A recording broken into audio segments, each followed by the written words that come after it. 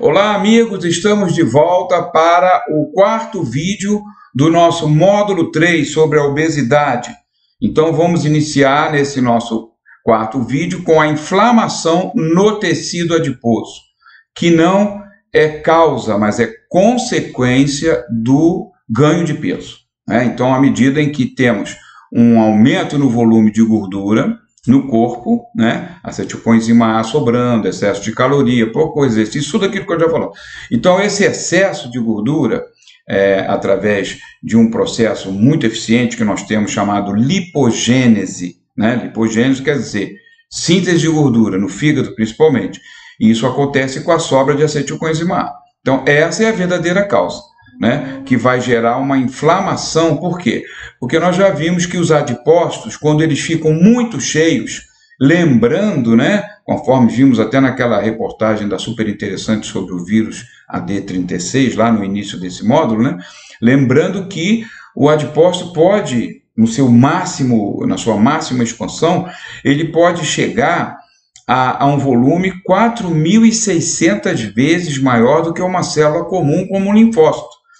Então, realmente, esse processo, né, de volume no adipócito, esse adipócito ele vai ficando uma célula crítica e ele manda socorro. Ele pede socorro, aliás. Ele pede socorro.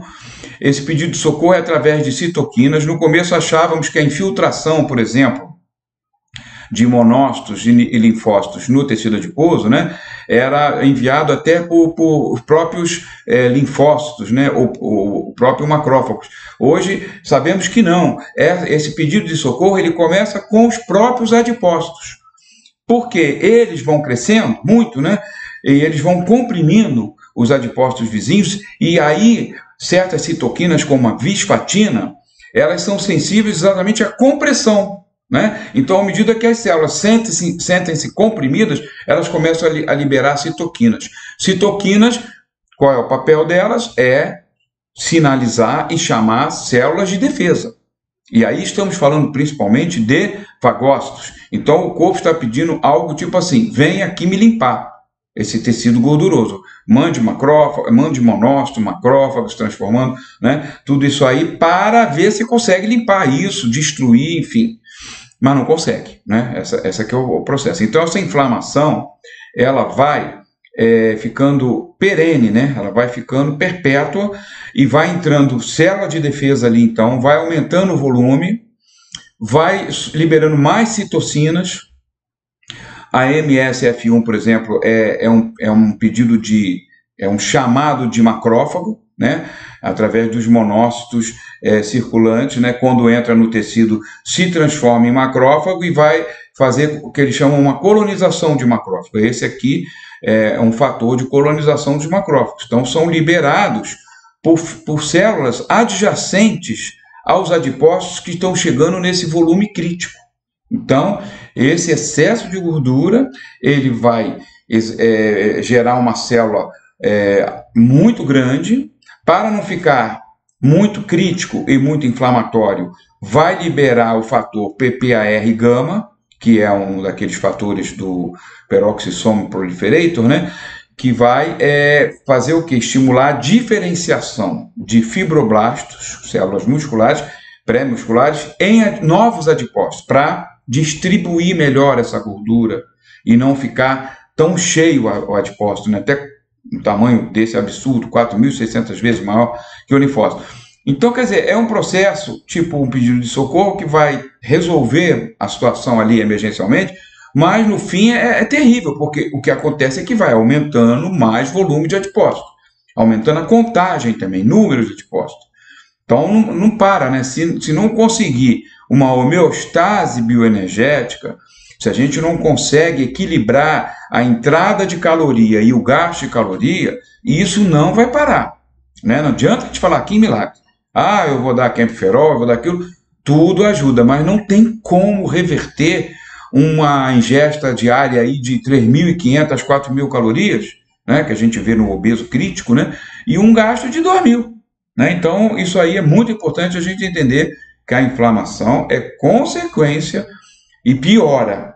Ela vai piorar muito esse crescimento adiposo, principalmente abdominal, tá?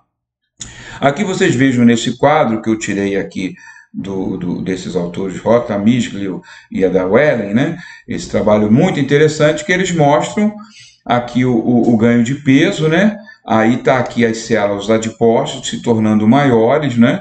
Olha a visfatina aqui mandando sinais para os macrófagos, porque a visfatina é sensível, a célula fica avaliando se ela está sendo comprimida. Isso acontece inclusive no câncer, né? A gente se defende muito o tempo inteiro, né, do câncer. Um tumor bem sucedido é um em, sei lá, em milhares, porque a gente se defende e não deixou chegar no nível crítico, malignidade, tudo isso. Mas esse mesmo processo que acontece da visfatina, sinalizando células que estão sendo comprimidas, por exemplo, por um tumor, para ver se manda defesa, né, atrair as células de defesa, acontece também no tecido adiposo, né? E daí nós vamos ter esse ganho de peso, aqui, por exemplo, com os macrófagos infiltrados, olha aqui, ó. Então isso vai aumentando cada vez mais, vai liberando mais citoquina, que inflamando cada vez mais interleucina 6, interleucina 13, o TNF-alfa, que vai chamar o NF-kappa-beta, né? Então, realmente, é um terror isso aqui, precisa ser interrompido, né? O que tem de bom nisso aí, que a gente pode usar de coisas para diminuir isso aí? Flavonoides. Os flavonoides, eles são um grande instrumento para administrar esse processo inflamatório adiposo, especialmente alguns flavonoides que têm facilidade de solubilização nesse tecido. E aqui eu chamo a atenção do camphorol e da fisetina, que já demonstraram em vários estudos, modelos em vivo, tá?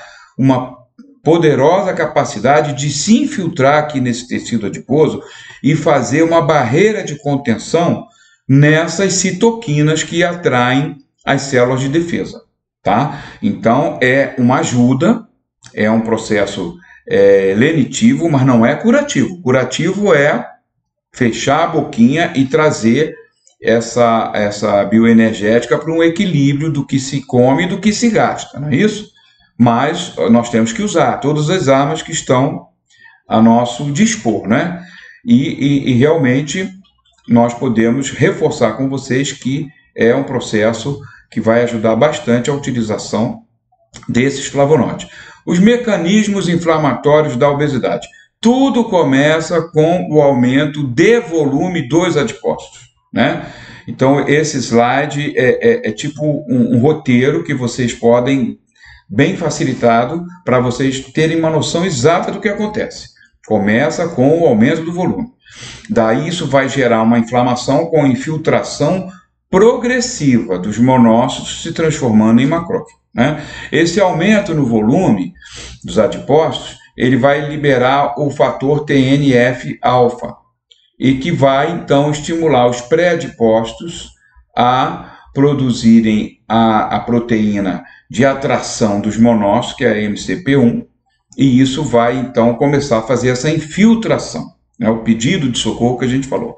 Então, essas células, inclusive endoteliais também, elas respondem à compressão e a esses estímulos, né? Secretando mais MCP1, que vai atrair mais macrófago. Então, a expressão do MCP1 é anterior a outros marcadores inflamatórios. Então, é aquela história da compressão. Então, o tecido começa a expandir e comprimir as outras células vizinhas, e isso vai gerar o início da resposta inflamatória. Nesse processo também vai tentar aumentar hormônios que nos ajudam a administrar a fome e a gordura, como a leptina. Então, a gente percebe logo de cara uma diminuição de adiponectina, que é muito sensível. Ela responde, ela aumenta, mas ela é a primeira a ter os níveis baixos. A leptina, ela continua subindo, e depois até já foi identificado que nessa continuidade da obesidade mal administrada e inflamatória, com o tempo, esse obeso ele passa a ter resistência à leptina também, que já foi descoberto. E aí não tem mais jeito. né? Porque você produz um hormônio que te ajuda com o apetite, te ajuda também a distribuir a gordura para não ficar os adipócitos tão volumosos. Mas você acaba desenvolvendo uma resistência a esse hormônio também. Então é terrível esse processo, por isso que a gente diz que é um ciclo vicioso que só aumenta, né? E também vamos ter a liberação do fator de crescimento vascular, né? E que também é uma tentativa, é o lado positivo da história de tentar fazer essa gordura branca um pouco marrom. Nós vamos ver logo adiante, né? O grande diferencial da gordura branca para a gordura marrom é a vascularização. A marrom, ela é um pouco marrom mesmo, avermelhada, porque ela tem capilares sanguíneos, né? O que é muito bom, porque esse tipo de gordura, ela permite um metabolismo mais rápido, você consegue eliminar ela mais rápida. E hoje já também se fala na gordura bege. Nós já temos estudos que é intermediária entre a branca e a marrom, né? Tudo é melhor que a branca. Bege é melhor, marrom ótimo. E realmente o corpo se defendendo, né? Tentando melhorar essa vascularização. A compressão, então, que nós falávamos do endotélio, que vai promover cada vez mais liberação dessas citoquinas, né? Então, aqui, por exemplo, o que nós temos estudado para ajudar, né? Os polifenóis que podem modular esse processo inflamatório nos adipócitos, né? Então, pesquisas, por exemplo, como essas aqui, que eles avaliaram os níveis do L-glutatione, L-glutatione que eu volto sempre a repetir, é o mais importante antioxidante endógeno que nós fabricamos nas células. É o L-glutatione, tripeptídeo composto pela glicina, pela cisteína e pela glutamina, sendo que o aminoácido aí chave nesse processo redox é a cisteína, que o nosso querido professor Leopoldo sempre brincava nas aulas que dava e tudo e falava, a L-cisteína não é um aminoácido essencial, porque o essencial é a metionina, da qual se origina no corpo parte da cisteína que nós usamos, né? Então, se é produzido no corpo, cisteína ele não é classificado como essencial, né? Vindo da metionina. Mas o professor dizia, ele não é essencial, mas ele é fundamental. Porque quanto mais a gente precisar aumentar o aporte de cisteína para a necessidade do equilíbrio oxidativo do corpo, lembrando que a cisteína é chave nas enzimas antioxidantes, é chave no glutatión, é o aminoácido chave antioxidante do corpo, é a L-cisteína. Então, se nós realmente fôssemos suprir toda a necessidade do corpo com a metionina, nós seríamos, mais do que somos ainda, uma bomba fabricante de homocisteína. E isso nós já vimos o quanto é crítico para nós. Então, nós precisamos realmente de L-cisteína como fonte nutricional. Da gema de ovo, de leguminosas, nós precisamos. Então, ela não é essencial, mas é fundamental, né? Então, na formação do L-glutatione, por exemplo, ela é o mais importante dos três, tá? É o L-cisteína. Então, eles avaliaram nesse estudo aqui, que é um estudo em vivo, né? Eles avaliaram quercetina, camphorol e genisteína, por exemplo, a genisteína que é extraída da soja, né? É uma isoflavona, um poderoso antioxidante. O camphorol, eu sempre digo, a principal fonte é mesmo a alcaparras. E a quercetina, felizmente, ela já é mais ampla, né? Nós temos uma distribuição em muitos vegetais, assim, começando pela cebola, assim, que é a mais conhecida fonte, né? Mas temos em muitos outros também vegetais. Então, eles avaliaram esses flavonoides para comparar com o glutatión em modelos que eles produziram a reação de Fenton. Aliás, aqui no caso, em vivo não, é in vitro, né? Porque foi utilizado células em cultura. Então, chamamos tipo de teste in vitro. Nesse teste in vitro, estimulando a reação de Fenton, o que vai acontecer? Você vai produzir muito radical livre perigoso, principalmente a hidroxila, que vem pela reação de Fenton, né? Então, eles estimulam isso nas células e adicionaram esses três. A quercetina mostrou o efeito mais marcante, logo seguida de camferol e G-nisteína nessa ordem, né? Então, esses flavonoides foram capazes de evitar o estresse oxidativo na cultura celular de pré-adipócito e eles, mais ainda, conseguiram manter níveis estáveis de glutatión nas células. Então, com isso, tudo foi melhorado no processo redox, porque nós sabemos que, por exemplo, esse grupo das enzimas GPX, eu dei no primeiro módulo, né? A família da glutatión peroxidase, ela é dependente do glutatión. É enzima e substrato. Toda enzima tem que ter o seu substrato, que vai ser a matéria-prima para a reação que ela vai catalisar, não é isso? Então, realmente, quando a gente aumenta a eficiência da glutatión peroxidase e da glutatión redutase, que recupera o glutatión danificado, poxa, isso aí tem uma melhoria muito grande anti-inflamatória. E a SOD, que é a primeira lá de trás, antes da GPX, né, que é a primeira a encarar o radical livre, que é o superóxido, ela se beneficia também, porque como aqui embaixo melhorou, em cima melhora também. Né, é um processo natural.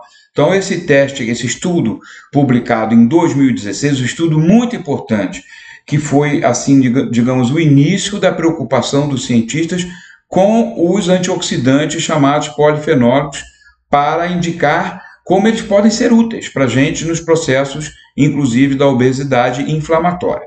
Aqui você já tem um estudo com a quercetina especificamente, e toda vez que eu falar em quercetina para vocês hoje, eu vou sempre lembrar que nós temos o quercetan fitossome do Florien, que é uma maneira muito eficiente de absorver a quercetina, né, que nós podemos usar, né, também a quercetina comum, podemos usar, e podemos usar essa mais poderosa, né? E essa inflamação induzida pela obesidade, por exemplo, com o recrutamento de macrófagos, liberando o quê? Sempre mais citoquinas, né? Aí nós temos esses fatores todos, né? MSF, esse aqui, por exemplo, é o MIP1-alfa, que é o macrófago inflamatório proteíno-alfa, que vai atrair mais macrófago, né? Então vai induzindo a infiltração. O que eles verificaram? Que a quercetina mostra ter um efeito modulador na inflamação, né? E o mecanismo ainda um pouco obscuro, porém nós sabemos que ela vai atuar contendo um pouco essas citoquinas todas. E ela diminui, aqui nesse caso foi claramente demonstrado que ela diminui o MP1-alfa, que vai atrair macrófago. Então, quercetina é um agente contra a inflamação na obesidade, né? Aqui nós vamos ter um estudo de 2015 mostrando a questão inflamatória, né, de novo, né, e falando da quercetina, um flavonoide que tem uma série de efeitos benéficos à saúde, né, além de ser anticancerígeno e hepatoprotetor, ele também é um anti-inflamatório no tecido adiposo. Então, isso aqui vai se repetindo, esses artigos, né, a gente vai tendo uma repetição, mas é uma repetição que eu acho que nos faz gravar mais, né? Por isso que às vezes eu sou um pouquinho chato para repetir. Aqui você tem uma abordagem espetacular sobre os flavonoides, mostrando o quê? Um papel estimulante num dos fatores mais importantes da saciedade, como nós mostramos lá no vídeo 2, né? Aquele mosaicozinho dos sinalizadores que aumentam a fome no cérebro, principalmente no estômago, grelina, né? A fome mental e a fome visceral, né? E embaixo daquele mosaico, os fatores que contrapõem os estimulantes do apetite. Não sei se vocês vão se lembrar dessa figura, mas eu acho que é até a primeira figura do vídeo 2, né? Esse mosaicozinho. Vocês vão ver aqui embaixo, né, que estão aqueles todos colocados em quadradinhos verdes, você vai ver o CCK, que é a colicistoquinina, é um dos principais fatores que vão sinalizar ao cérebro que, poxa, para de comer, estou satisfeito. Então, eu acho assim muito fantástico, né, que se demonstre nos estudos que os flavonoides estimulam colicistoquinina. Então, a gente sabe que comer, o ato de comer, e à medida que o bolo alimentar vai descendo né, já aqui do esôfago para o estômago, depois do intestino, isso vai gerando hormônios da saciedade, óbvio que sim, né? Quando a gente brinca assim, efeito grelina, é terrível porque a grelina ela trava todos esses sinalizadores, desde do esôfago, do estômago, do intestino, ela dá uma bloqueada, demora essa resposta, por exemplo, né, de colecistoquinina a chegar no cérebro. Então a pessoa continua comendo, esse é o efeito grelina, que ela retarda muito os sinalizadores da saciedade, né? Então, comer, assim, na medida que vai se comendo, né, e vai descendo o bolo alimentar, já vai ativar colecistoquinina no intestino. Só que se a refeição for mais rica em flavonoides, né, mais verduras, mais legumes, né, mais temperos, eu adoro os temperos, são todos agentes de saúde, a gente sabe disso hoje, né, que os temperos, nós temos até, já falei desse site, né, Spices as Remedies, né, todo tempero é um medicamento, né. Então, quando a gente tem essa refeição mais enriquecida com tudo isso, óbvio que a resposta de colecistoquinina vai ser muito melhor, né? Porque além da questão mecânica, do bolo alimentar, ali no intestino delgado e tudo mais, você vai ter elementos da nutrição que são os flavonoides, que vão estimular mais colecistoquinina, né? Então, isso aqui é muito positivo, uma descoberta que nos dá mais alento ainda, que estamos no caminho certo ao indicar sempre flavonoides. Precisamos enriquecer nossa vida com flavonoides, né? E eles estão aí para nós, nas frutas, nos legumes, né? Nos temperos, né? Então, essa quercetina realmente hoje está sendo indicada como o flavonoide entre os de maior importância para o controle de obesidade, né? Também, em nível do DNA, ela tem uma resposta epigenética fantástica, ela é estabilizador do DNA, né? Ela é um potente anticancerígeno e o seu efeito antiadipogênico é mais recente, né? A descoberta dessas ações, né? E está mostrando, inclusive, ser um ativador de AMPK. Sempre que a gente fala em AMPK quinase, né? AMP quinase, a gente lembra que é uma enzima que ela, ao ser ativada, ela vai ativar a lipólise, né? Porque a AMPK é um sensor que informa o organismo, estou com a bateria baixa, estou com a energia baixa, porque tem muito AMP, né? Ao invés de ATP, tem muito AMP, sinal que eu gastei muito. Então, isso pode a gente enganar um pouquinho o organismo, com várias substâncias que podem ativar a AMPK, né? E isso funciona realmente. Tem vários estudos mostrando, já mostrei aqui um monte deles. E a quercetina, ela entra nesse pacote aí de estimuladores do AMPK. Nós podemos, se formos usar a quercetina comum, né, uma questão até econômica, tudo bem, embora o preço diminuiu, felizmente, da quercetan, fitossome, né? Mas se nós formos usar a quercetina comum, nós podemos usar o excipiente das cápsulas ciclobetadestrina.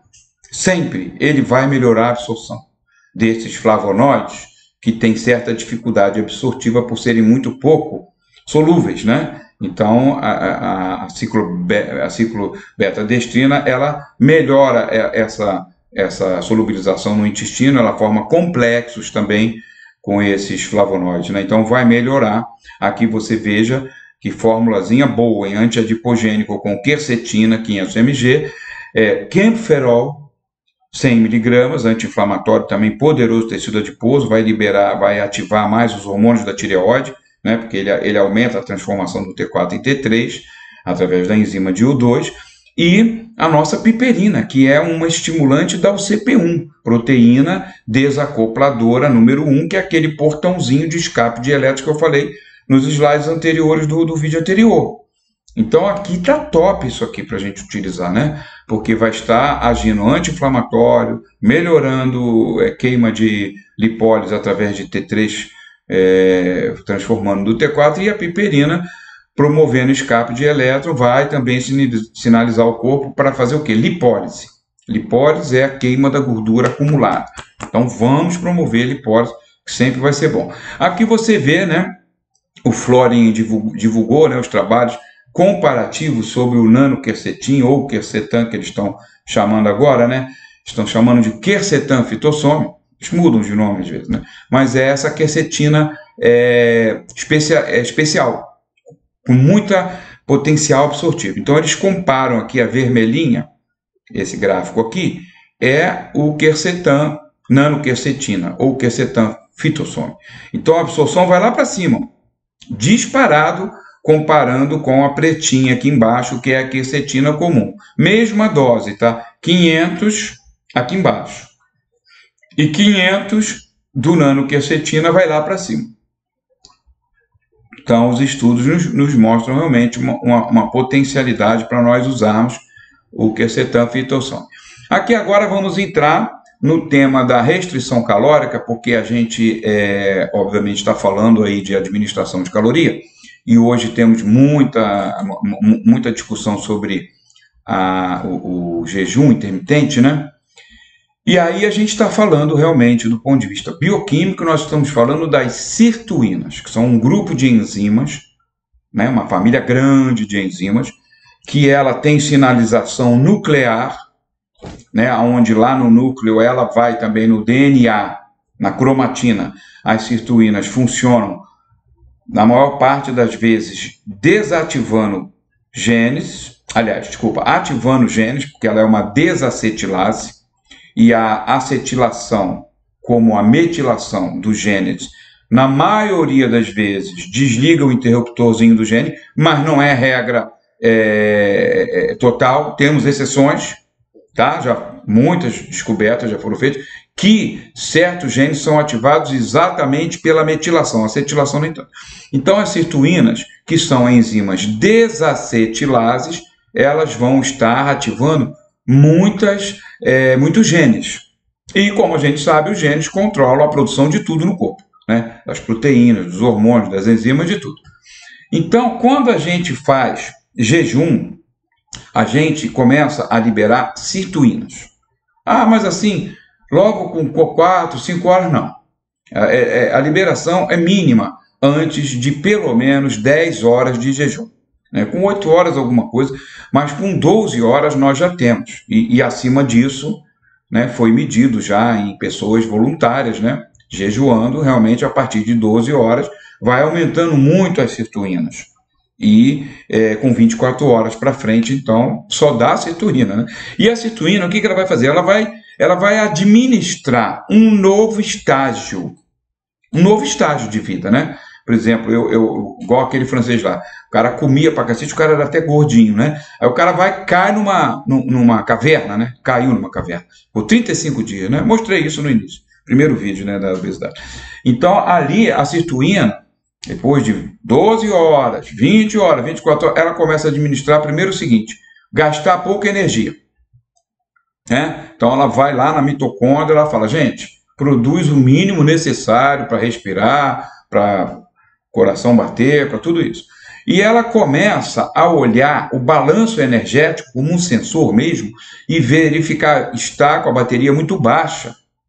Então corre risco das funções vitais. Ela não vai deixar nem chegar perto de correr risco da função vital. Ela começa a tirar gordura. Ela vai lá no tecido adiposo, ela vai ativar enzimas chamadas lipases adipocitárias. Daí ela vai, né, através da lipólise, ela vai começar a liberar ácidos graxos, que é a matéria-prima nobre para a produção de gordura.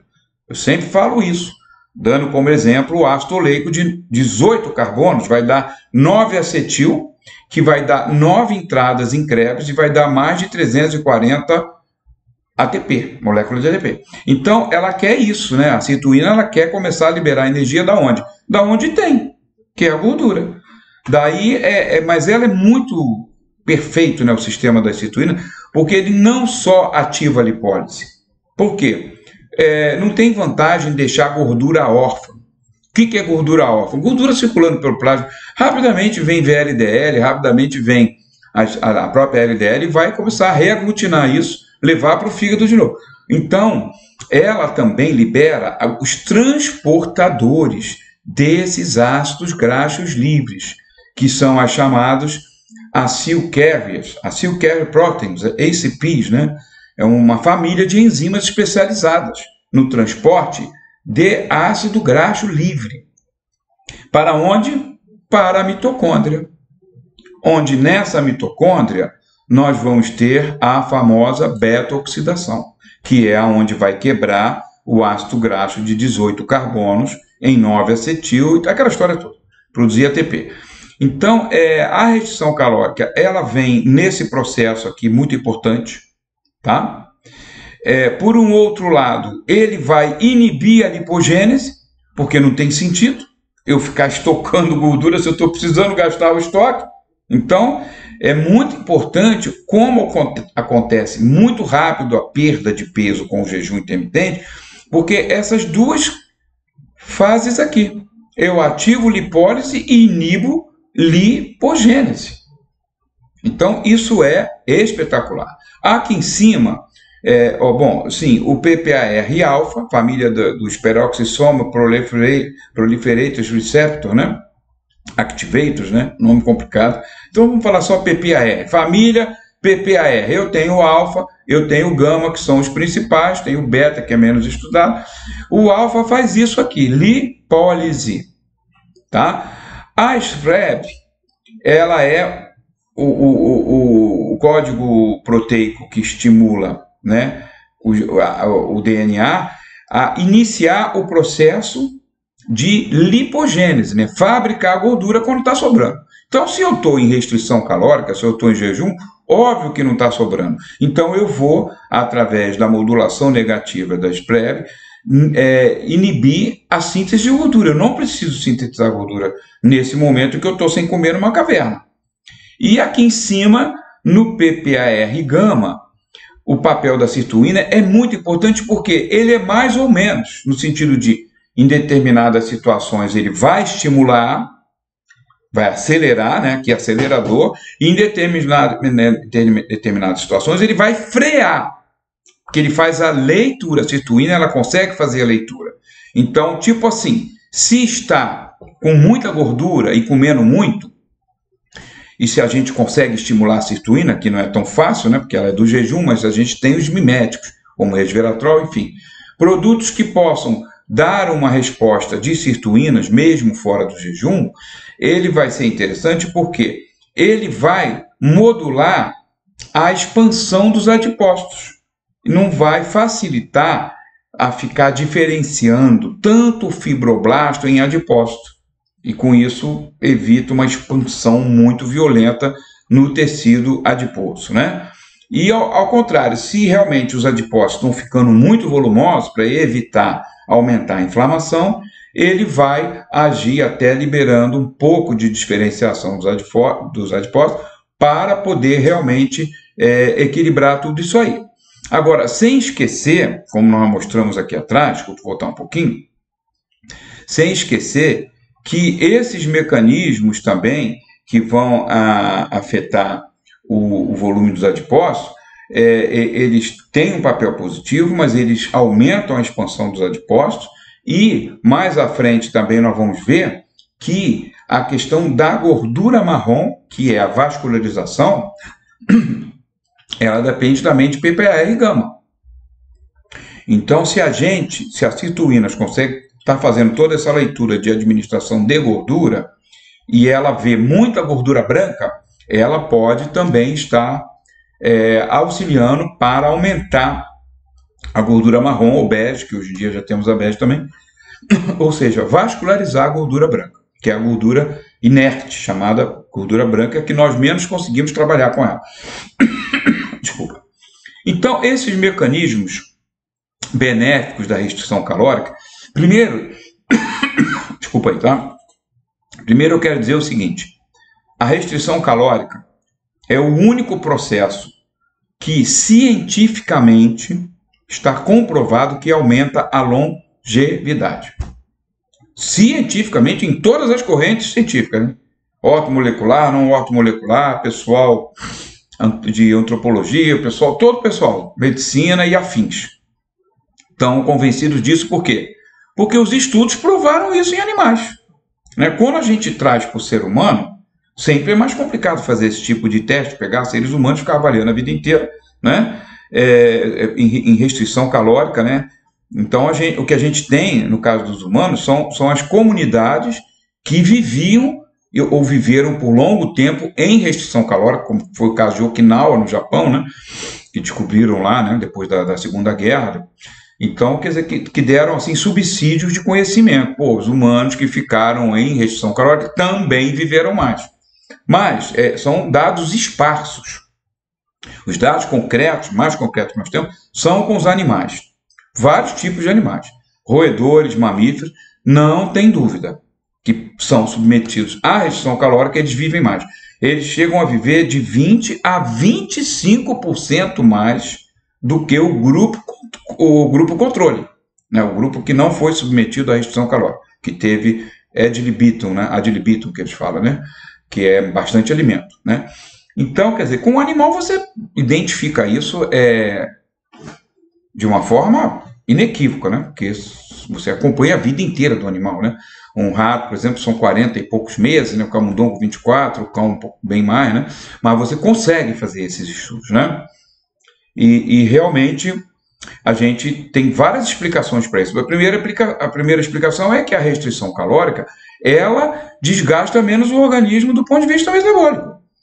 Porque você vai ter um organismo muito mais leve metabolicamente. Logo de cara eu digo isso, tá? Mas aqui, voltando para o nosso slide, os mecanismos benéficos, né, da restrição calórica, aumento da expressão dos genes ativadores da lipólise, PPAR-alfa e sirtuínas, né? Depois, aumento do PPAR-gama, aquele que administra o tamanho dos adipócitos, né? E que controla, basicamente, a produção de adiponectina. Né? A adiponectina, que eu volto sempre a dizer, ela não vai funcionar sem taurina. Tá? A taurina ela vai induzir uma proteína especial, que é a ativadora do funcionamento da adiponectina. Aquela velha história dos interruptores. O organismo, o metabolismo é muito complexo, porque para chegar a um efeito final, não é nunca um interruptor só. Você liga um, que liga outro, que liga outro. Isso é a complexidade da bioquímica. Às vezes a pessoa fica um pouquinho, poxa, a vida é difícil. Não é difícil, é só a gente ter um pouquinho de paciência e estudar, né? Então, esse interruptorzinho extra da adiponectina é a proteína DSBAL, que é induzida pela taurina. Já falamos em 3 interruptores aí, né? Então, quer dizer, o PPAR-gama, ele também é melhorado a sensibilidade a ele pela restrição calórica, reduzindo os adipócitos gigantes, né, que são os inflamatórios. São esses adipócitos gigantes, 4.600 vezes, pode chegar ao tamanho, né, do linfócito, sempre lembro isso. Eles são esses que vão produzir esses produtos aqui terríveis para nós, tóxicos, isoprostano, pelo amor de Deus. Já falei tanto disso no módulo 1, falei também um pouco no cardiológico, porque o isoprostano está ligado à doença obstrutiva, infarto, trombose. O isoprostano, ele detona a parte respiratória também, lá, alveolar, né? Ele está ligado também até em coisas graves, né? Pulmonares, né? Problemas pulmonares, né? Então, realmente, são produtos da gordura. E são cancerígenos também. Então, a gente tem que ter cuidado com a gordura, porque não só a questão estética, a questão toda de saúde que a gente está falando, mas ainda isso também, né? A gordura demais é tóxica porque o metabolismo, ao tentar degradar por vias que não a beta-oxidação, ele vai produzir essas substâncias altamente tóxicas e carcinogênicas dentro da gente, né? Então, isso é importante também. Aqui no número 3, mais um benefício da restrição calórica seria aumento da expressão do sistema que transporta o ácido graxo de cadeia longa, entendido assim, acima de 14, né? Que vai levar para a mitocôndria. E ao levar para a mitocôndria, tudo só começa a acontecer dentro da mitocôndria. Então, o sistema de transporte, carnitina, palmitoiltransferase. Não é isso? Que também a restrição calórica vai melhorar. Por quê? Tudo porque precisa de energia. Está em restrição calórica, precisa de energia, de fontes de acúmulo, que é a gordura do corpo, principalmente abdominal, né? Então, isso é muito importante para a gente, que vai indiretamente estimular a beta-oxidação. Vai também bloquear os receptores que vão favorecer a lipogênese, como nós já vimos anteriormente, principalmente o SPREV, né? Que é o berço inicial da nossa síntese de gordura no corpo. E aqui uma coisa hiper, ultra importante que eu esqueci de falar, e que as sirtuínas vão comandar e controlar na pessoa que está em jejum forçado ou não, mas em jejum prolongado, né? Estamos falando de dias aí, até os 35 dias lá do francês. Então, nós temos um perigo muito grande do estresse oxidativo, que numa situação como essa poderia se tornar extremamente perigoso. Então, as sirtuínas, o que elas vão fazer? E a restrição calórica, liberando sirtuínas, vão reduzir o estresse oxidativo. Através, não foi citado aqui, mas eu vou citar, através do aumento da síntese de um fator nuclear chamado NRF2, Nuclear Factor Related 2, porque eu sempre lembro, o NRF2 é o oposto do NF-kappa-beta. NF-kappa-beta é inflamatório, NRF2 anti-inflamatório. Então ele vai aumentar a síntese das enzimas antioxidantes, ele vai melhorar o equilíbrio redox, ele vai melhorar tudo isso, vai melhorar a pressão sanguínea, vai vindo tudo melhorando, função renal, tá? E ele também, a restrição calórica, através das sirtuínas, ela vai também melhorar e reduzir a glicação das proteínas. E isso vai favorecer o que para mim? Vai favorecer a autofagia, o sistema de limpeza celular e reciclagem que foi descoberto pelo cientista japonês que ganhou o Prêmio Nobel de Medicina em 2016, né? Exatamente mostrando que a limpeza celular, através da autofagia, está extremamente ligada à longevidade também. Mais um fator aí para a gente explicar que a restrição calórica ela aumenta a longevidade, porque melhora a limpeza. O organismo tem menos lixo para se livrar. Óbvio que sim, né? Então, tudo isso é muito importante da gente estudar com a restrição calórica, e eu volto a dizer que ela pode ser aplicada e controlada caso a caso, não tem fórmula, é 2.000, é 1.800, cada caso é um caso. As calorias que cada um precisa, né? De acordo com o seu estilo de vida. Por exemplo, uma pessoa que fuma, você sabia que ela precisa de mais calorias porque ela está ativando o citocromo para metabolizar esses produtos do cigarro o tempo inteiro. Está gastando mais energia, né? Infelizmente é uma forma péssima de gastar energia, que é fumando, né?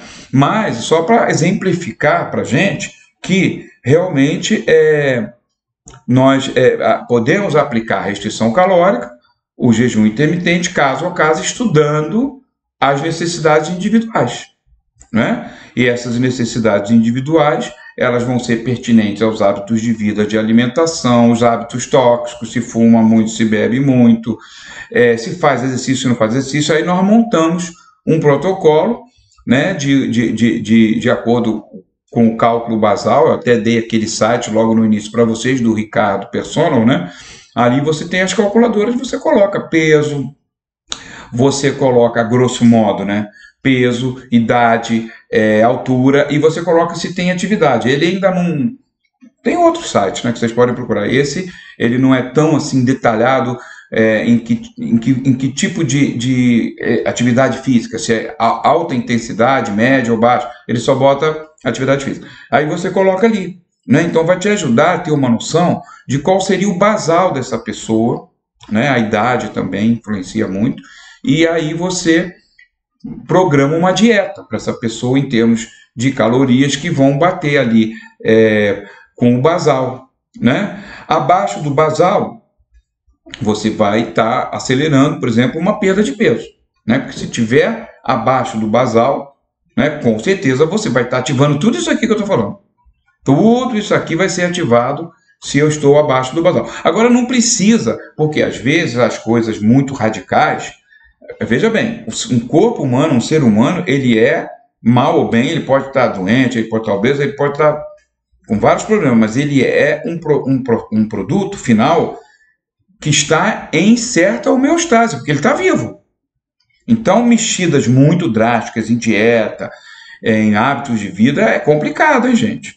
Eu mesmo perdi um amigo, né, uma pessoa que eu tive amizade lá em Minas, que fez um processo muito violento de perda de peso, não deu certo, porque ele realmente, a obesidade dele já estava mórbida, né? Com 180 quilos. Só que veio para 90, que é metade mais ou menos, num espaço muito curto de tempo. Nós temos que entender que a gordura é um tecido também de equilíbrio, né? Por exemplo, até metal tóxico vai para a gordura, o corpo chupa para lá para não ficar circulando e fazendo mal às outras células, porque a gordura branca é inerte. Então, se nós temos algumas coisas tóxicas, como metais, vai para a gordura também. Então, a gordura ela faz uma homeostase. Então, a gente precisa mexer nisso com cuidado. Não precisa exagerar. Se a pessoa vai ter um gasto basal de 1.820, por exemplo, como seria o meu hoje, então eu não preciso ir para 1.000. Eu vou para 1.600, né? Que estou abaixo do meu basal. Né? Se eu fizer exercício e queimar 200 numa caminhada, como eu mostrei ali, caminhada, sem corrida, então eu somo ali, faço as contas e tal. Então, de repente, entendeu? Se eu não faço exercício nenhum com 1.820, vem para 1.600, depois cai para 1.500, fico por ali. Isso já vai ser excelente. Essa continha de 300 calorias que eu estou me devendo a mim mesmo, eu vou tirar da gordura aqui. Tiro disso aqui, tranquilamente, vou sendo administrado, vai acompanhando, vai fazendo os exames, vai vendo pressão PA como é que está, vai vendo os indicadores hepáticos e vai monitorando a pessoa, né? Então, realmente, é possível fazer uma restrição calórica equilibrada e levar a pessoa a ter todos esses benefícios aqui, né? O jejum intermitente, ele, obviamente, é uma maneira de você restringir caloria. Só que eu só quero relembrar sempre a grelina. Vamos ter que avaliar cada pessoa. Por quê? Tem pessoas que, aí já é genética, aí já são coisas, tem pessoas que elas liberam grelina com tal intensidade, com não tantas horas de jejum, assim, tipo com 4, 5 horas de jejum, eu conheço pessoas. Então, é muito tempo, né, sem a alimentação, para esse tipo de pessoa, pode ser complicado. A menos que essa pessoa esteja muito bem consciente, né, do processo no qual ela está de restrição calórica, e quando ela realmente for se alimentar, ela conseguir domar um pouquinho o nosso chamado efeito grelina. Eu repito sempre, eu sei que é chato. Grelina, ela trava todos os mecanismos sacietógenos no cérebro, tá? Ela trava. Então, é aonde a famosa larica noturna do adolescente, é aquilo ali, é comer, comer, comer sem parar, não para, tá? Então, é preciso ter toda essa conhecimento para se conversar, né? Então, se a gente consegue administrar relativamente bem o efeito grelina, nós podemos fazer o jejum intermitente até de mais que 12 horas, né? A gente tem uma vantagem e também é muito peculiar, que tem pessoas que levantam, tipo, acordam mesmo da noite, famintas, e outras que custam muito a ter fome. Né? Isso aí tem a ver com muco estomacal, tem a ver com colecistoquinina, níveis noturnos, tem a ver com uma série de coisas. Então, tem que ser caso a caso. Né? Pessoas, volto a dizer, pessoas que são muito responsivas à grelina, elas talvez seja meio difícil a gente fazer esse jejum intermitente. Talvez a gente não consiga fazer 12 horas, 14 horas, 16 horas, 18 horas, né? Daí a gente vai ter que ter as ferramentas sacietógenas não farmacológicas. Eu nunca diminuo a importância de glucomannan, do ácido polimanurônico, da gente fazer aquela mucilagenzinha no copo d'água, né, um copo d'água grande com um sachêzinho daquela fórmula que eu dei, e a gente preencher o estômagozinho com aquilo ali, tá? Porque é muito bom. Ele inibe a fome, ele regula a flora intestinal, o polimanurônico, extraído das algas, né, gente? Ele dá uma boa ajeitada na flora nossa, né? Melhora muito, diminui aquelas metanógenos, aquilo tudo. Então, a gente tem tudo isso que a gente pode... É fácil? Não. Não é fácil trabalhar com o paciente obeso, mas a gente tem recursos. A gente tem que ter uma meta, conhecer muito bem o paciente primeiro, é fundamental, né? E isso não vai ser na primeira consulta muitas vezes que vocês vão conseguir, mas assim vocês vão entrando com os recursos necessários. Ah, suporta bem um jejum intermitente? Maravilhoso. Ele vai ter tudo isso aqui. Facinho, facinho. Ah, não suporta muito bem. Vamos usar aí as mucilagens, né? Vamos usar esses sachês no copo d'água ali para segurar aqueles momentos de pico, né? E vamos levando, galera. Tem muita coisa que reduz apetite naturalmente, como eu mostrei numa fórmula anterior, a própria folha negra do Ilex paraguariensis, que é o mate, que a gente aqui deu pouco valor, né? Ficou todo mundo, chá verde, é só chá, nada contra, né? O chá é uma planta estrangeira, né? O Ilex é nosso aqui do sul, da América do Sul, pegando ali Paraguai, tanto que o nome dele é Ilex paraguariensis. Mas ele tem também no Rio Grande do Sul. O Rio Grande do Sul, o gaúcho usa ali aquele mate deles, né? O chimarrão, né? Nada mais é do que o Ilex paraguariense verde. Porque esse mate que a gente compra em copo para beber é torrado. É equivalente ao chá preto. Então, o chá verde, que se toma e se compra em cápsula, é equivalente ao Ilex verde, que seria o chimarrão. É muito mais poderoso, porque a torra desses materiais, ela detona vários ativos ali. A gente tem que falar que o calor ele tem esse papel, né? Então, a gente vai administrando tudo isso aí, e o Ilex paraguariensis, vários polifenóis dele, retardam o esvaziamento gástrico, que é tudo de bom para a gente também, né? Que aí facilita mais para esses responsivos à grelina, esses nervosinhos da boca, da fome realmente de estômago. Um Ilex, a folha negra, vai diminuir o retardamento, a velocidade do retardamento gástrico, a pessoa vai custar mais a sentir fome. Na hora que começar a apertar a fome, entra com o manurônico e glucomanano, um copo a mucilagenzinha, e vamos que vamos, gente, tem que fazer alguma coisa, né? As sirtuínas regulam a lipose de hipogênese. Já falamos isso, aqui tem detalhes técnicos que vocês podem estudar depois, não vou ficar me detendo mais nisso, né?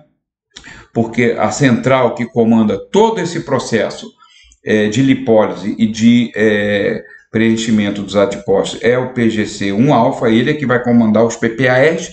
Todos os PPARs são dependentes disso aqui. Então, se a sirtuína 1 comanda ele, automaticamente comanda tudo para baixo, todos os PPAR. Né? PPAR, só para vocês terem uma ideia, o gama é o alvo dessas drogas todas que foram lançadas assim, não há pouco tempo ainda, né? São os tiazolídicos, né? Para a questão de diabetes e tudo isso, tem vários desses medicamentos aí. Então, realmente, essa questão da inflamação, já falamos muito, e relembrando aqui o que eu falei anteriormente, SIRT1 vai ativar NFR2. Tudo de bom para a gente, porque isso aqui é anti-inflamatório, isso aqui vai comandar todo o exército anti-inflamatório em contraponto ao NF-kappa-beta. Aqui vocês vejam a restrição calórica, né? Um quadrozinho, um resumo bem prático para a gente, né? Ele vai bloquear a NF-kappa-beta, vai bloquear a TOR, que é a proliferação celular. Então, não pode também a pessoa estar com menos energia, né? Então, vai proliferar menos. Para a parte de câncer, isso até é bom, o GF também vai segurar. Por outro lado, vai dar uma boa estimulada na MPK, sirtuína, isso aqui nós estamos tendo várias funções ligadas à longevidade, né? Inclusive aqui nós temos lipólise, tudo isso. O gene FOXO, que é chamado o gene principal que controla a autofagia, então é longevidade também. E o NRF2, que em animais a gente viu claramente, NRF2 é longevidade. Então, restrição calórica, viva mais, né? 20%, 25%, nos animais chegou até 25%, em alguns casos 25%, em média 20% de sobrevida, né? Ia morrer com 80%, vai para 96%, é bom, né? É bom, lógico que é bom, mas assim também sem degenerativa, né? Porque se entrar degenerativo no meio, se entrar incapacitação óssea, essas outras situações, não é tão legal. Mas isso aqui também vai favorecer tudo isso que eu estou falando. Isso aqui vai reduzir degenerativo e vai melhorar o osso. Então, está tudo junto no pacote Viva Mais com Saúde, restringindo caloria. Estamos comendo caloria demais. E outro detalhe, estamos comendo também proteína demais. tá? Temos muitos estudos também recentes que mostram proteína demais diminui a longevidade, hein? Cuidado com proteína, hein? Essa galera aí de malhação, que vive se entupindo de whey, o cara faz um shake assim, 2 litros de whey, bebe antes para academia. Cuidado, não é só o rim que tem que pensar, não. Vai dar uma detonada no rim, mas a questão é que em longo prazo está falando longevidade mesmo. Então vamos ter o equilíbrio, gente. O equilíbrio, né? A proporção correta de proteína, de lipídio, e fechando o pacote com carboidrato e fibra, é aquele pacote de um volume calórico diário, ali no basal do que você gasta também com exercício, mas nunca exagerando, né? E aqui, quando a gente fala de homeostase, de sirtuína, de jejum intermitente, restrição calórica, nós vamos precisar mais do que nunca de homeostase mitocondrial. Porque não se enganem com relação a isso, tá? O processo de restrição calórica, ativação de sirtuína e busca de energia através de gordura e tudo mais, reposição de gordura, né? Ele vai... a mitocôndria vai trabalhar 24 horas. Então, a gente precisa muito analisar a questão da homeostase mitocondrial, aonde nós temos uma função muito ativa de transporte de elétrons. Nessa cadeia de transporte de elétrons, nós temos a nuvem de elétrons, né, que vai, muitos deles, gerar radical livre, e gera mesmo, né? A gente sabe que a mitocôndria é um ambiente biológico de estresse oxidativo, é assim que ela funciona, né? Mas que estresse oxidativo é esse? Controlado. E aí nós vamos ter o complexo Q, né, que a gente já vai falar aqui para vocês, né? Que meu Deus do céu, é o coração da mitocôndria.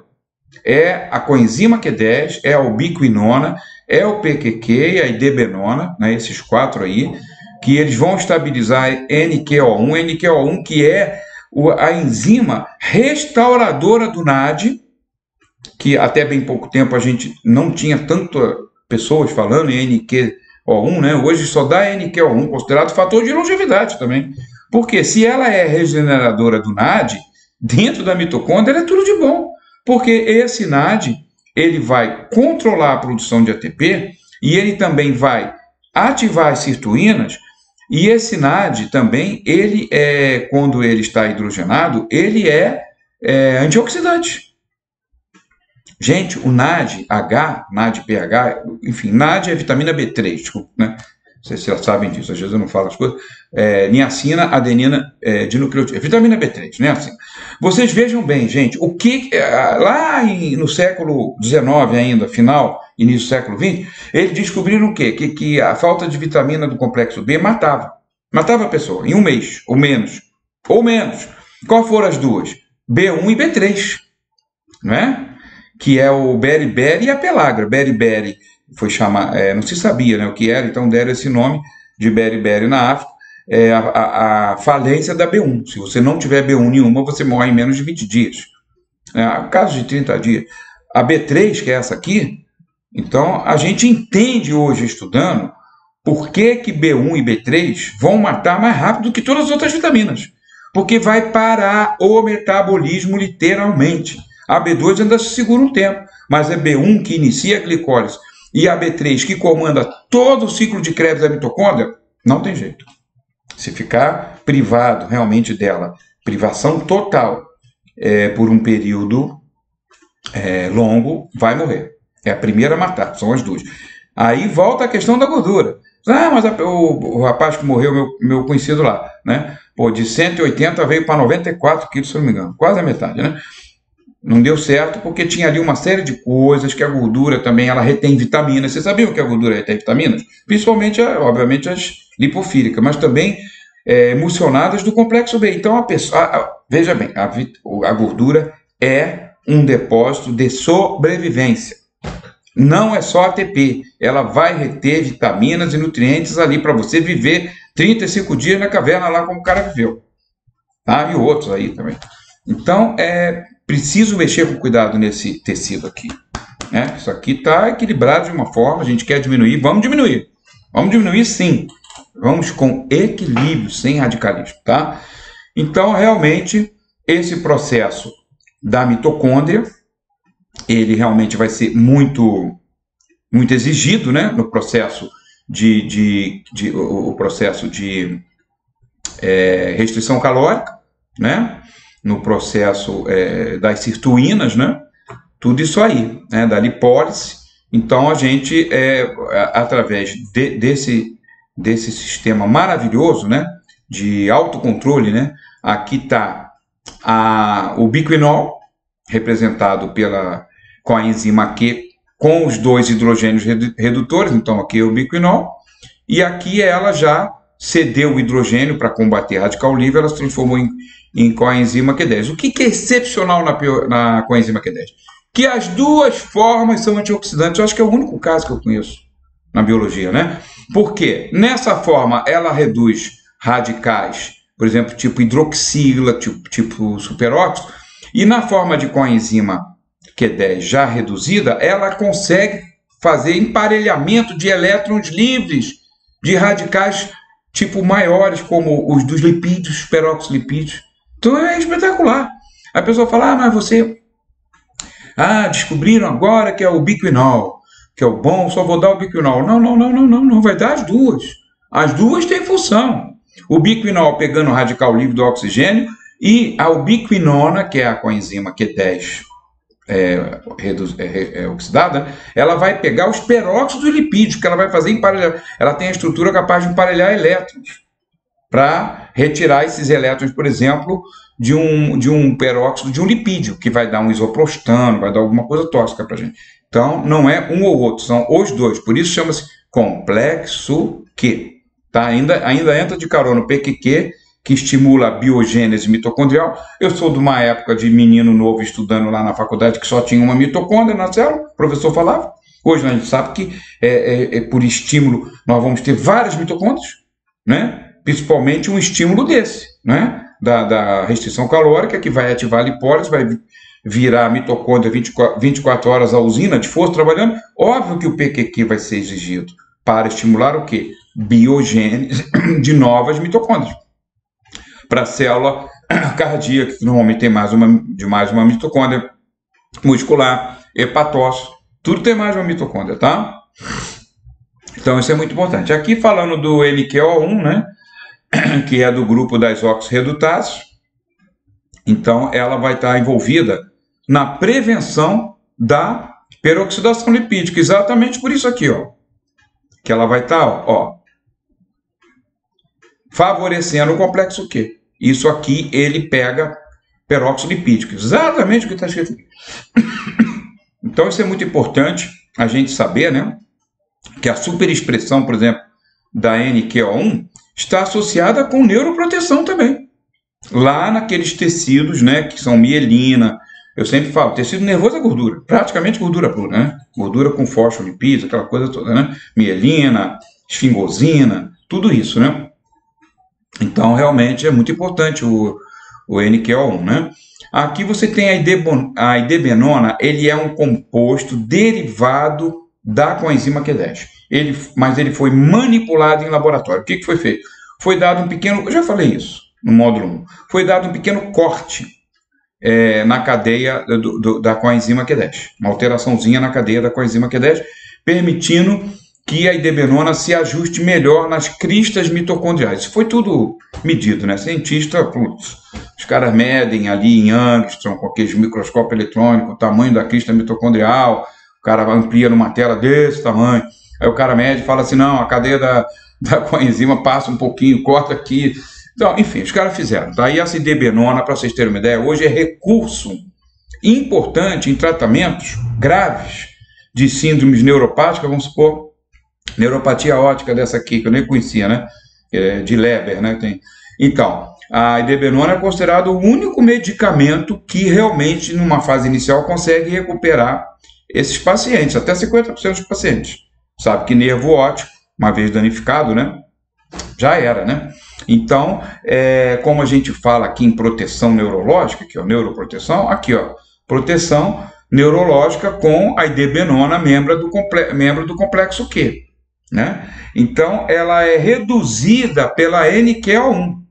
Então, a gente sempre está precisando da NQO1 para estimular o próprio complexo Q original e também a idebenona, que é uma molécula semissintética, mas que, pelo visto, o corpo reconhece ela perfeitamente, porque o NQO1 ele vai estar atuando também sobre a idebenona, regenerando a idebenona, que é um antioxidante poderosíssimo, tá? Então, isso tudo aí é muito importante. E aí nós vamos ter um complexo Q, que nós montamos com coenzima Q10, com o biquinol, com o PQQ e com o idebenona. Né? Isso aqui, eu tenho experiência com isso, hein, gente? Muita gente que eu prescrevi isso. Não vou falar nem dos parentes, né? O caso recente da minha tia, né? Idosa, que teve um quadro grave de desidratação, coisa de idoso que quer ficar sozinho, né? Então, uma negligênciazinha dela com ela mesma. E voltou da internação, chegou a uma UTIzinha de 3 dias e tudo mais. Aí voltou, né, eu lá com ela em Petrópolis, né, que eu sou de Petrópolis. Eu falei, poxa, tia, você tá bem agora, tá melhor. Não, meu filho, eu não consigo nem ter ânimo para sair da cama. Menino, eu fiz um protocolo para ela mitocondrial, que eu também usei isso aqui e outras coisas, tá? Eu usei arginina, usei BCAA num sachê. A velhinha falou, filho, não paro mais de tomar isso, não. Que eu já estou indo na feira empurrando meu carrinho de feira. Isso funciona. Eu provo a vocês que funciona muito. Fadigado, pessoa que trabalha demais, pessoa que fica no fim do dia cansadíssima, né? A gente tem aí um trânsito que enlouquece. Gente, pode prescrever isso aqui, é muito bom, não é só para negócio de obesidade, não, tá? E aí, dentro também daquele esquema que eu falei inicial da restrição calórica, se a gente não tem uma restrição calórica propriamente dito, os cientistas eles têm estudado o que eles falam miméticos. A palavra mimético não existe em português. Seria mimetizadores, mesmo assim, é uma palavra, mas no português, né? É imitar, vamos falar, imitadores. Facilitou aí que a palavra que existe. Então, flavonoides, imitadores das sirtuínas. Então, o que eles vão fazer? Eles vão ativar a sirtuína, independente de jejum, independente de restrição calórica, tá? Então, maravilha, professor Célio, está resolvido todo o problema, não preciso de... Não é assim, filho, porque o efeito deles é meio suave, não é? Se fosse, estaria resolvido. Se fosse, eu estaria bilionário, nem estaria dando aula aqui, né? Pô, toma resveratrol, toma quemferol, toma fisetina. Se você tem um efeito de jejum de 35 dias, do cara caiu lá na caverna, né? Então, não é assim, né, gente? Se fosse assim... Então, ajuda, realmente, nós sabemos hoje que esses flavonoides, eles vão atuar na sirtuína, sim. Eles vão melhorar a PGC1-alfa, que vai ativar os PPAR, vai melhorar a beta-oxidação, tudo isso, né, pode ser melhorado com os principais citados hoje na literatura. Quercetina também tem sido bem... Eu fui um pouquinho injusto aqui com a quercetina, mas ela tem sido também bastante... Isso aqui é do meu artigo que eu escrevi, tá? Aí eu fiz esse adendozinho aqui. Resveratrol, quemferol e fisetina. Mas ela é um pouquinho injustiçada, pode botar a quercetina aqui do lado. Fisetina, nós não temos ainda nanofisetina, tá? Então, tem que ser com o ciclo beta-destrina, aquele recipiente mágico que melhora a absorção. Também resveratrol agora chegou para o mercado... aí pela Fagron, hein? Está sendo lançado agora. Chama Resverix, sei lá, um negócio desse. É o nano resveratrol, para melhorar a absorção também, né? Quemferol nós não temos o nano nem fisetina, mas o resveratrol já chegou, o quercetina nós já temos, que eu sempre digo a vocês, nano quercetina, e o curcumim também nós temos o nano curcumim. Então agora está chegando o resveratrol. Eu acredito que esse nano resveratrol que está chegando aí, vai ser bomba, hein? Porque ele vai bombar isso aqui direto. E eu vou ver para vocês, depois vou reunir estudos. Para o próximo vídeo, eu já vou colocar esse lançamento Fagron, que é o nano resveratrol, para vocês, que eu já estou ciente dele, mas eu não preparei, vou preparar os slides no próximo vídeo, tá? Quemferol, maravilhoso. Como alcaparra. Sim, não é uma coisa que se come muito. No Mediterrâneo ainda tem... mais uso, né? Brasileiro só usa que eu vejo quando vai fazer truta ali, né? Negócio de truta com alcaparra. Mas, enfim, no Mediterrâneo se come alcaparra com salada verde, normal, né? Então, assim, é um potente estimulador da lipólise e inibidor da adipogênese, vai ativar a sirtuína, né? Ele tem um poder antioxidante lá no tecido adiposo, E nunca esquecer que ele é estimulador da DIO2. DIO2 é aquela enzima que transforma T4 em T3, né? T4 inativo ou pouquíssimo ativo, T3 ativo. Tudo isso é muito interessante a gente lembrar do camperol. Aqui vocês têm vários artigos publicados, né? Não vou ficar lendo textualmente cada artigo. Esse aqui só vou citar assim: foi in vitro com os pré-adipócitos T3L1, que são os mais usados in vitro, esses adipócitos humanos, né? Reduziu a acumulação de triglicerídeos. Aqui você tem a citação de que o camperol inibe vários fatores lipogênicos, né? Estudos todos recentes, né? Você vê aqui, ó, 2015 de novo. Camperol presente também nessas plantas aqui, o Campferia calanga e o Opuntia ficus índio, né? Ficus indica, né? Mas assim não são alimentícios. Alimentício é o caparra, que tem mais, né? Então ela é antiadipogênica, o camperol, ele trabalha também modulando a diferenciação dos adipócitos, inibe a acumulação de lipídios, não é isso? Então mostrou menos acúmulo de gotas de gordura, né, nos peixinhos lá que foram estudados. Está sendo hoje feito muito estudo com peixe, né, que é mais aceito do que com ratos, camundongos, toda a questão de ética, né? Bom, o peixe também é vivo, né, mas enfim, tem essa escala aí biológica, né?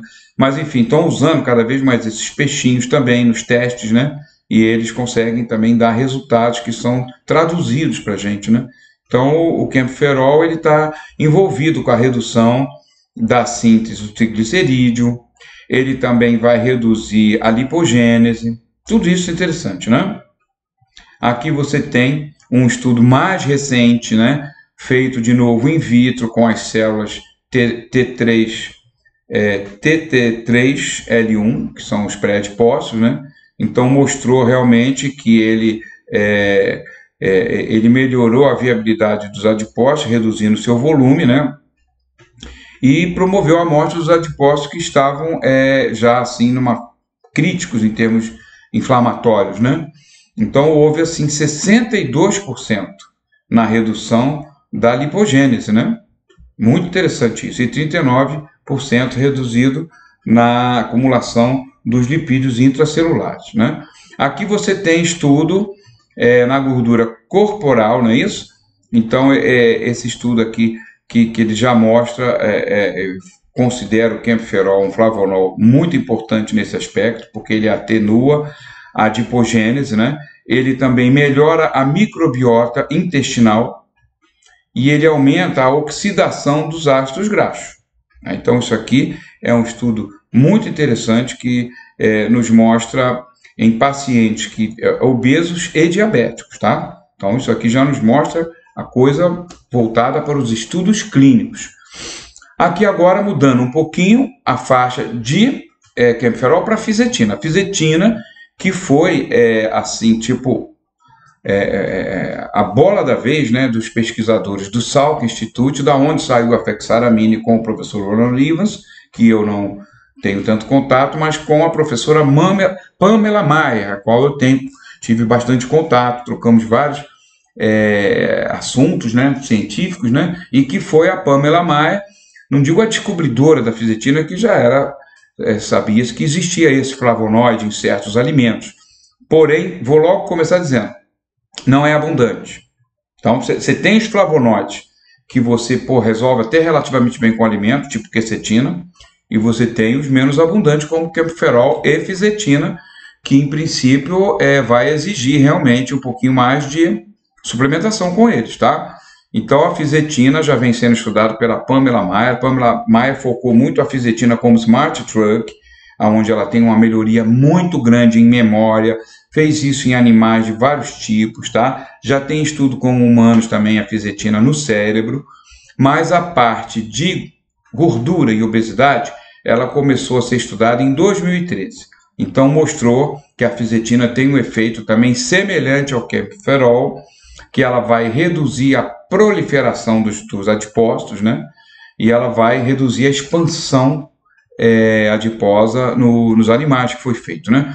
Aqui você tem também em células em cultura, né? E a fisetina inibe a acumulação lipídica ela vai modular a expressão do PPAR-gama, que é aquele que controla a expansão dos adipócitos. Aqui a fisetina já foi feito em vivo com animais submetidos a dieta muito gordurosa, que é o High Fat Diet, né? Então, essa sigla que vocês veem toda hora, a gente está mostrando, porque é padrão para engordar o animal, né? Eles submetem esse padrão de gordura, de alimentação, né? Uma ração própria, né? Altamente gordurosa. Então, eles verificaram que a fisetina aliviou as desordens metabólicas provocadas por esse tipo de alimentação. Os resultados mostram que a fisetina pode ser uma estratégia promissora nessa questão da obesidade e também com reflexos na melhoria de riscos cardíacos, né? Então, aqui você aqui você tem em 2020 esse estudo, né? Bem mais recente.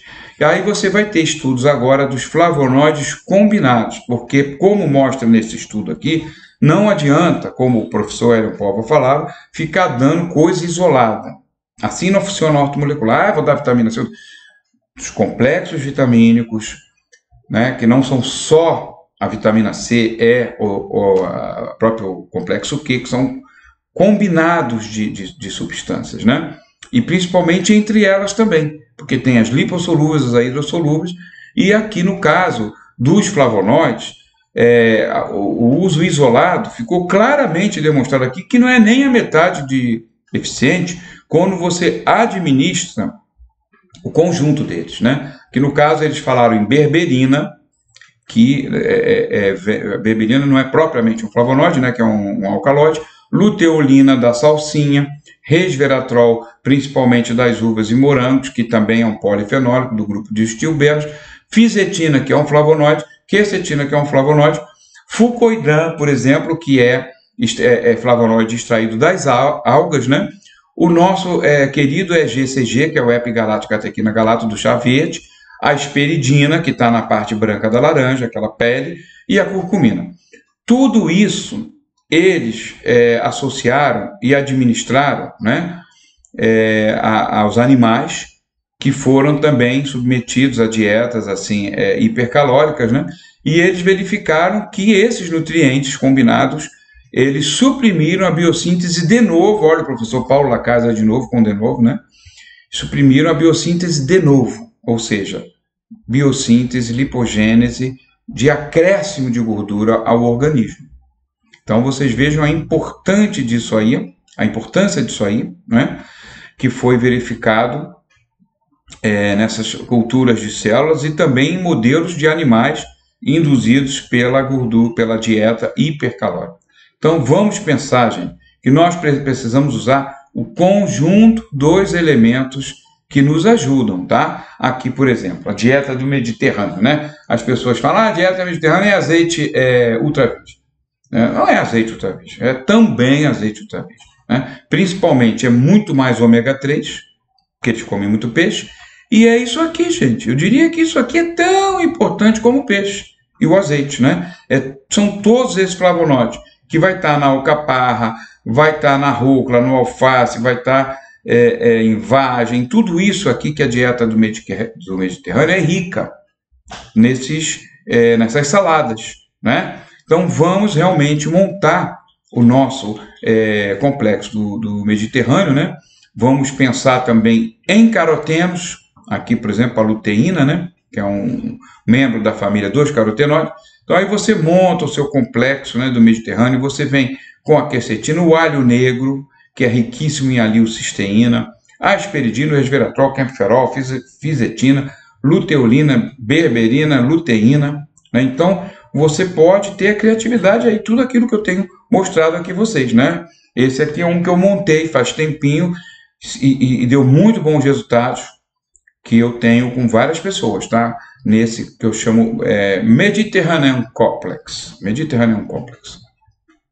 Aqui, por exemplo, a questão do microbioma, como ele está muito favorecido por esse tipo de nutriente, né? O flavonoide, o carotenoide, para o nosso intestino, nossas bactérias boas, é uma verdadeira bálsamo. Quando chega isso lá, as bactérias boas falam, ai, graças a Deus, que essa pessoa está colocando isso aqui para mim, né? E aí vocês vão verificar que estudos como esse, que se preocuparam em estudar melhor o efeito sanfona, né? Que a pessoa faz aquela dieta, se sacrifica às vezes 6 meses, melhora a dieta, aí depois enjoa ou acha que já está bom e recupera muito rapidamente o peso. Primeira coisa que eu vou falar a vocês: tecido adiposo, gordura abdominal é vida, é sobrevida e é segurança de vida para o indivíduo. Então, elas têm memória, tá? Os adipócitos têm memória. Se você está gordo há muito tempo com um determinado peso, você precisa ficar um período bastante longo, não existe cientificamente ainda uma comprovação se é 6 meses e tal, mas não é rápido, não adianta 3 meses nem pensar, porque vai voltar rapidamente ao peso anterior. Por que isso? Por vários motivos. Um deles é esse motivo aqui. A flora intestinal, ela é muito sensível à alimentação, tá? Embora a gente estabeleça uma flora intestinal aos 3 anos, né?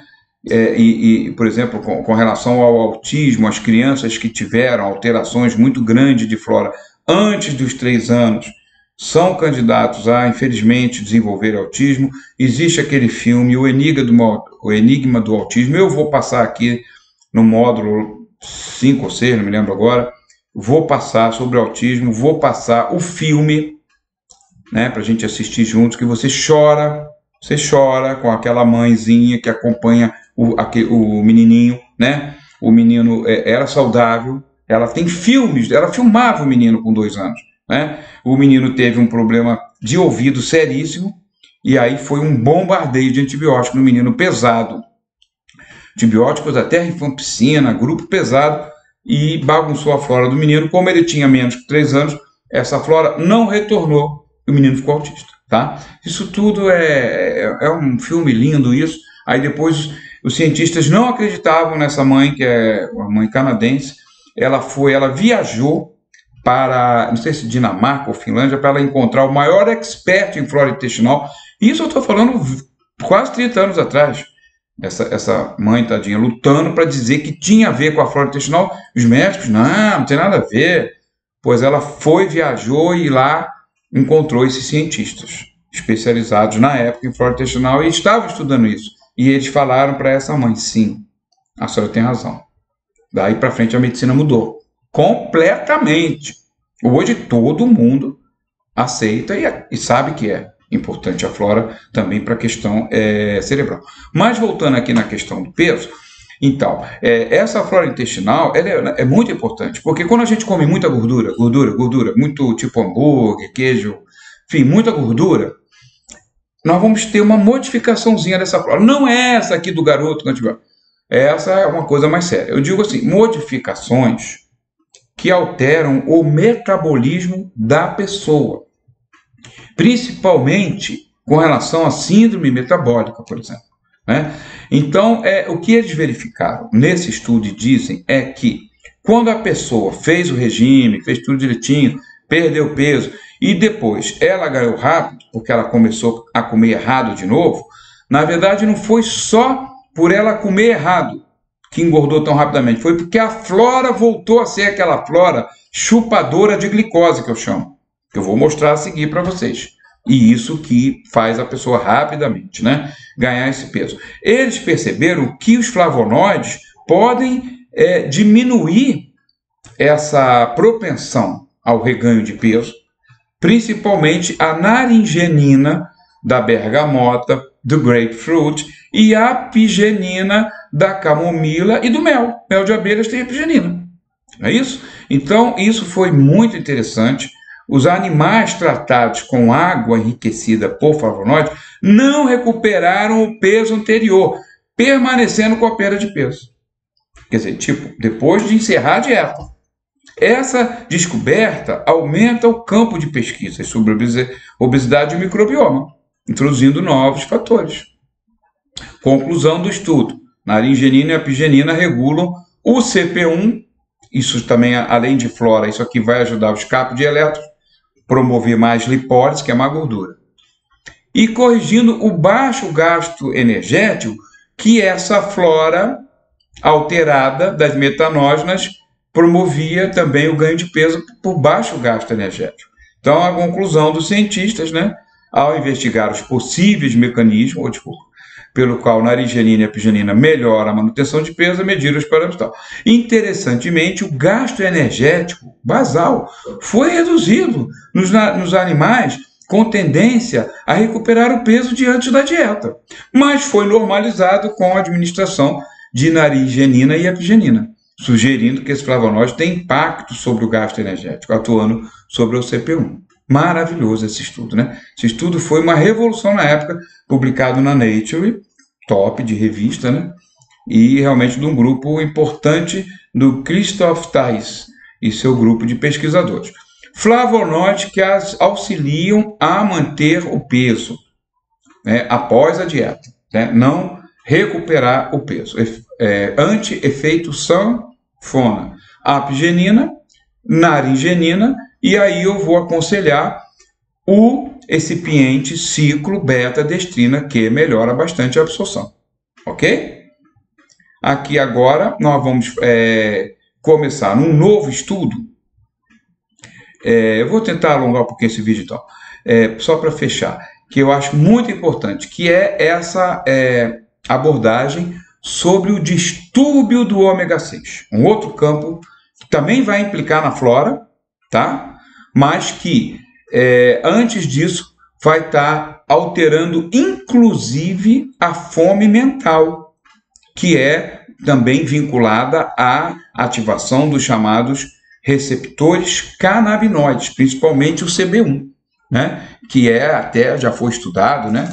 Na pessoa que fuma muita maconha, chega em casa de noite morrendo de fome, né? É CB1 ativado. Então, esse desequilíbrio, segundo os cientistas, né, com predomínio de ômega 6, eles vão levar a uma estimulação dos endocannabinoides, e isso vai aumentar a fome. Olha que interessante. Eles até fizeram considerações a um produto que foi lançado há uns 15 anos e não deu muito certo, porque esses receptores canabinoides são muito complexos. Não é tão simples, eu desenvolvi um antagonista. Eles têm muitos efeitos paralelos, né? Então, o rimonabant trouxe efeitos colaterais meio estranhos. Foi a própria indústria, que eu acho que era, não sei se era o Servier agora, retirou de mercado, tá? Mas, enfim, a gente, como eles estão dizendo aqui, que uma dieta rica em ômega 3 não induz ao ganho de peso, enquanto a dieta rica em ômega 6 induz ao ganho de peso, né? Evidências sugerem que esses PUFAs, que são os ômega 6, eles atuam na formação da gordura corporal, ativando o sistema endocannabinoide. Isso aqui foi publicado em 2016, tá?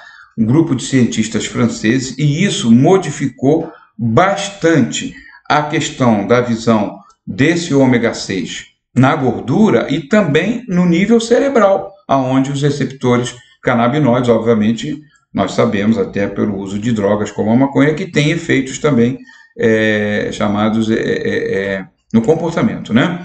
Aqui você veja um estudo mais objetivo nisso, né? Aumento na razão ômega 6 sobre o ômega 3 e o risco para a obesidade, né? Então, esse aumento sei lá, imagina-se que lá do tempo do homem das cavernas, Cro-Magnon e coisa e tal, era 1:1, né? Seria 1:1. Hoje está 20:1.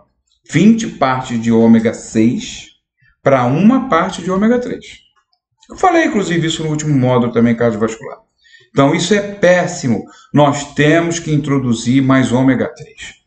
Nós temos que introduzir as fontes vegetais, a linhaça, não é? A chia. Nós temos que tudo que puder ser feito para melhorar essa razão, né? Que a gente já viu no módulo 2, inclusive com relação ao risco cardiovascular, que as próprias entidades cardiológicas elas falam hoje que o limite seria 5:1. Pô, aqui nós estamos 4 vezes mais. 5:1 seria o limite, considerado razoável, né? 5 partes de ômega 6 para uma parte de ômega 3. Óbvio que a gente não vai conseguir só com chia e com linhaça. A gente vai precisar do ômega 3 de boa qualidade, né? Aquele destilado a frio, por destilação molecular. Nós temos aí esse ômega 2 para 1, 500 de EPA e 250. Agora parece que houve uma modificação no fornecedor, está vindo com 500 e 200, né? Excelente, assim, para uma única cápsula. É muito difícil você achar um ômega tão concentrado assim, tá? Então isso aí realmente vai ser uma estratégia que nós vamos melhorar essa razão. Vamos subir o ômega 3 e vamos descer o ômega 6 para 5 para 1. Vamos colocar mais linhaça, vamos colocar mais chia, vamos aconselhar usar em saladas, em iogurte, e vamos fazer a suplementação, né? 1, 2 cápsulas, 2 a 3 vezes ou mais ao dia, né? Agora aqui nós vamos fazer então essa pequena pausa, porque é um assunto bem diferenciado que nós vamos fazer no próximo vídeo, que são os Farnesoid X Receptors, as descobertas de Ronald Evans, a fexaramina e drogas que já estão sendo desenvolvidas para atuar nesses receptores, que os cientistas estão prometendo ser realmente um passo gigantesco para a redução da obesidade mundial, tá, gente? Então, até já, a gente já vai voltar.